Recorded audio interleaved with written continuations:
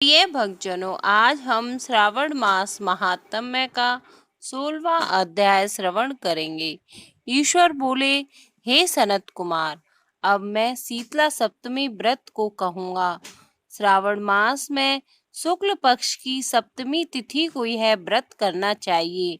सबसे पहले दीवार पर एक वापी का आकार बनाकर अशरीरी संज्ञक दिव्य रूप वाले 7 जल देवताओं, 2 बालकों से युक्त पुरुष संज्ञक नारी, एक घोड़ा, एक वृषभ तथा नर वाहन सहित एक पालकी भी उस पर बना दें। इसके बाद 16 उपचारों से 7 जल देवताओं की पूजा करनी चाहिए। इस व्रत के साधन में ककड़ी तथा दधी ओदन का नैवेद्य अर्पित करना चाहिए। उसके बाद नैवेद्य के पदार्थों में से ब्राह्मण को वायन देना चाहिए। इस प्रकार 7 वर्ष तक इस व्रत को करने के बाद उद्यापन करना चाहिए। इस व्रत में प्रत्येक वर्ष 7 सुवासिनियों को भोजन कराना चाहिए। जल देवता की प्रतिमाएं एक सुवर्ण पात्र में रखकर बालकों सहित एक दिन पहले सायंकाल में भक्ति पूर्वक उनकी पूजा करनी चाहिए। प्रातःकाल पहले गृह होम करके देवताओं के निमित्त चरु से होम करना चाहिए। जिसने पहले इस व्रत को किया उसे जो फल प्राप्त हुआ उसे आप सुने। सौराष्ट्र देश में सोवन नामक एक नगर था। उसमें सभी धर्मों के प्रति निष्ठा रखने वाला एक साहूकार रहता था। उसने जल रहित एक अत्यंत निर्जन वन में बहुत पैसा खर्च करके शुभ तथा मनोहर सीढ़ियों से युक्त पशुओं को जल पिलाने के लिए सरलता से उतरने चढ़ने योग्य दृढ़ पत्थरों से बंधी हुई तथा लंबे समय तक टिकने वाली एक बावली बनवाई। उस बावली के चारों ओर थके राहीगीरों के विश्राम के लिए अनेक प्रकार के वृक्षों से शोभायमान एक बाग लगवाया। लेकिन वह बावली सूखी ही रह गई और उसमें एक बूंद पानी नहीं आया। साहूकार सोचने लगा कि मेरा प्रयास व्यर्थ हो गया और व्यर्थ ही धन खर्च किया। इसी चिंता से विचार करता हुआ वह साहूकार रात में वहीं सो गया। तब रात्रि में उसके स्वप्न में जल देवता आए और उन्होंने कहा कि हे धनद, जल के आने का उपाय तुम सुनो।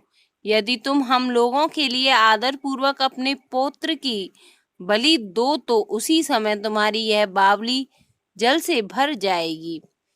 यह सपना देख साहूकार ने सुबह अपने पुत्र को बताया। उसके पुत्र का नाम द्रविण था और वह भी धर्म कर्म में आस्था रखने वाला था। वह कहने लगा, आप मुझ जैसे पुत्र के पिता हैं। यह धर्म का कार्य है, इसमें आपको ज्यादा विचार ही नहीं करना चाहिए। यह धर्म ही है जो स्थिर रहेगा और पुत्र आदि सब नश्वर हैं। अल्प मूल्य से महान वस्तु प्राप्त हो रही है, अतः यह क्रय अति दुर्लभ है। इसमें लाभ ही लाभ है। सीतांशु और चंड्यासु ये मेरे 2 पुत्र हैं। इनमें सीतांशु नामक जो ज्येष्ठ पुत्र है उसकी बलि बिना कुछ विचार किए आप दे दें। लेकिन पिताजी, घर की स्त्रियों को यह रहस्य कभी ज्ञात नहीं होना चाहिए। इसका उपाय ये है कि इस समय मेरी पत्नी गर्भ से है और उसका प्रसव काल भी निकट है, जिसके लिए वह अपने पिता के घर जाने वाली है और छोटा पुत्र भी उसके साथ जाएगा। हे तात, उस समय यह कार्य निर्विघ्न रूप से संपन्न हो जाएगा। पुत्र की यह बात सुनकर पिता उस पर अत्यधिक प्रसन्न हुए और बोले, हे पुत्र, तुम धन्य हो और मैं भी धन्य हूँ जो कि तुम जैसे पुत्र का मैं पिता बना। इसी बीच सुशीला के घर से उसके पिता का बुलावा आ गया और वह जाने लगी। तब उसके ससुर और पति ने कहा कि यह ज्येष्ठ पुत्र हमारे पास ही रहेगा, तुम इस छोटे पुत्र को ले जाओ। इस पर उसने ऐसा ही किया और उसके चले जाने के बाद पिता पुत्र ने उस बालक के शरीर में तेल का लेप किया और अच्छी प्रकार स्नान कराकर सुंदर वस्त्र व आभूषणों से अलंकृत करके पूर्वाषाढ़ा तथा सतवीसा नक्षत्र में उसे प्रसन्नता पूर्वक बावली के तट पर खड़ा किया और कहा, कि बावली के जल देवता इस बालक के बलिदान से आप प्रसन्न हो।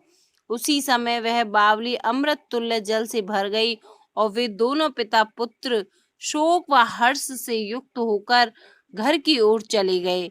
सुशीला ने अपने घर में तीसरे पुत्र को जन्म दिया और 3 महीने के बाद अपने घर जाने को निकल पड़ी। मार्ग में आते समय वह बावली के पास पहुंची और उस बावली को जल से भरा हुआ देखा तो वह बहुत ही आश्चर्य में पड़ गई। उसने उस बावली से स्नान किया और कहने लगी कि मेरे ससुर का परिश्रम व धन का व्यय सफल हुआ। उस दिन श्रावण माह के शुक्ल पक्ष की सप्तमी तिथि थी और सुशीला ने शीतला सप्तमी नामक शुभ व्रत रखा हुआ था। उसने वहीं पर चावल पकाए और दही भी ले आई। इसके बाद जल देवता का विधिवत पूजन करके दही भात तथा ककड़ी फल का नैवेद्य अर्पण किया तथा ब्राह्मणों को वायन देकर साथ के लोगों के साथ मिलकर सभी नैवेद्य अन्न का भोजन किया। उस स्थान से सुशीला का ग्राम 1 योजन की दूरी पर स्थित था। कुछ समय बाद वह सुंदर पालकी में बैठ दोनों पुत्रों के साथ वहां से चल पड़ी। जब वे जल देवता कहने लगे कि हमें इसका पुत्र जीवित करके इसे वापस कराना चाहिए क्योंकि इसने हमारा व्रत किया है, साथ ही यह उत्तम बुद्धि रखने वाली स्त्री है। इस व्रत के प्रभाव से इसे नूतन पुत्र देना चाहिए। पहले उत्पन्न पुत्र को यदि हम ग्रहण किए रह गए तब हमारी प्रसन्नता का फल ही क्या। आपस में ऐसा कहकर उन दयालु जल देवताओं ने बावली में से उसके पुत्र को बाहर निकालकर माता को दिखा दिया और फिर उसे विदा किया। बाहर निकलकर वह पुत्र माता माता कहता हुआ अपनी माता के पीछे दौड़ पड़ा। अपने पुत्र का शब्द सुनकर उसने पीछे मुड़कर देखा और अपने पुत्र को देखकर वह मन ही मन बहुत खुश हुई। उसे अपनी गोद में बिठाकर उसने उसका माथा छूंगा किंतु यह डर जाएगा, इस विचार से उसने पुत्र से कुछ नहीं पूछा। वह अपने मन में सोचने लगी कि यदि इसे चोर उठा लाए तो यह आभूषणों से युक्त कैसे हो सकता है, और यदि पिशाचों ने इसे पकड़ लिया तो दोबारा छोड़ क्यों दिया। घर में संबंधी जन तो चिंता के समुद्र में डूब गए होंगे। इस प्रकार सुशीला सोचती हुई वह नगर के द्वार पर आ गई। तब लोग कहने लगे कि सुशीला आ गई है। यह सुनकर वे पिता पुत्र अत्यंत चिंता में पड़ गए कि वह ना जाने क्या कहेगी और उसके पुत्र के बारे में हम क्या जवाब देंगे। इसी बीच वह तीनों पुत्रों के साथ आई। तब ज्येष्ठ बालक को देखकर सुशीला के ससुर तथा पति घोर आश्चर्य में पड़ गए और साथ ही बहुत आनंदित भी हुए। वे कहने लगे, तुमने कौन सा पुण्य कर्म किया अथवा व्रत किया हे भामिनी।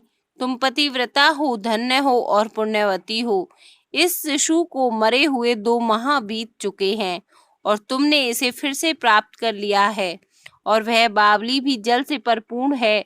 तुम एक पुत्र के साथ अपने पिता के घर गई थी लेकिन वापस तीनों पुत्रों के साथ आई हो। हे सुब्रू, तुमने तो कुल का उद्धार कर दिया। हे शुभानने, मैं तुम्हारी कितनी प्रशंसा करूं। इस प्रकार ससुर ने उसकी प्रशंसा की। पति ने उसे प्रेम पूर्वक देखा और सास ने उसे आनंदित किया।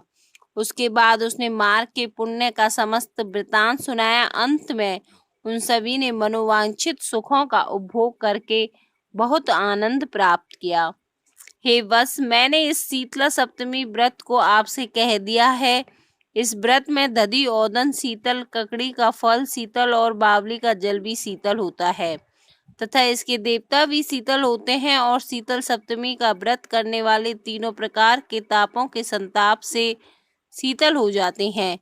इसी कारण से यह सप्तमी शीतला सप्तमी इस यथार्थ नाम वाली है। इस प्रकार श्री स्कंद पुराण के अंतर्गत ईश्वर सनत कुमार संवाद में श्रावण मास महात्म्य में शीतला सप्तमी व्रत कथन नामक 16वां अध्याय पूर्ण हुआ।